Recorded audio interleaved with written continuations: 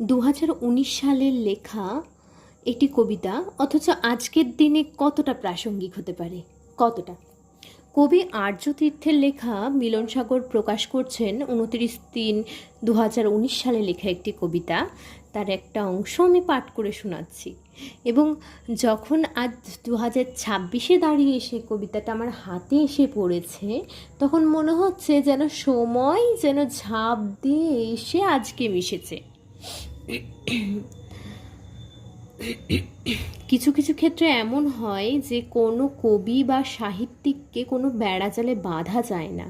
তেমনই যেন না কোনো কবি সাহিত্যিক যেন অনেক যুগ থেকে উঠে এসে সালের পর সাল পেরিয়ে যান। তেমনই একটি কবিতা আজকে পড়ে শোনানো যায়। মেজাজ সবার বিগড়েছে আজ, ফুটছে মানুষ দারুণ রাগে, তুচ্ছ কথায় কপালে ভাঁজ, যখন তখন লড়াই লাগে। দাপট এখন যাপন জুড়ে, বোম বন্দুক ছুরি চাকুর, সুর ফেরাতে এই বিসুরে আসুন ফিরে রবি ঠাকুর। হন্তদন্ত ব্যস্ত সবাই, চলছে আঙুল মুঠোফোনে, কাজের লোকের সময় জবায়, ফ্রেন্ড লিস্টে কজন গণে।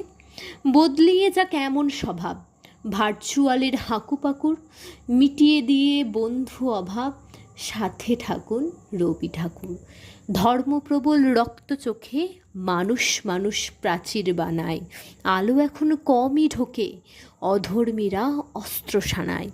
দিনে দিনে বাড়ছে আধার, গন্ধ ছড়ায় আস্তাকুর, সঠিক পথে ফিরতে আবার দেখান আলো রবি ঠাকুর।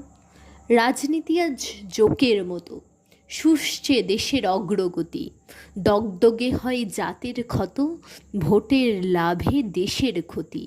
আর কতদিন কান পচাবে নেতার ঢাকের নাক্কুনাকুর, এই দেশে কেন পথ হারাবে যার বাতি ঘর রবি ঠাকুর। শুভ কেন হাঁটতে যাবে আছেন যখন রবি ঠাকুর।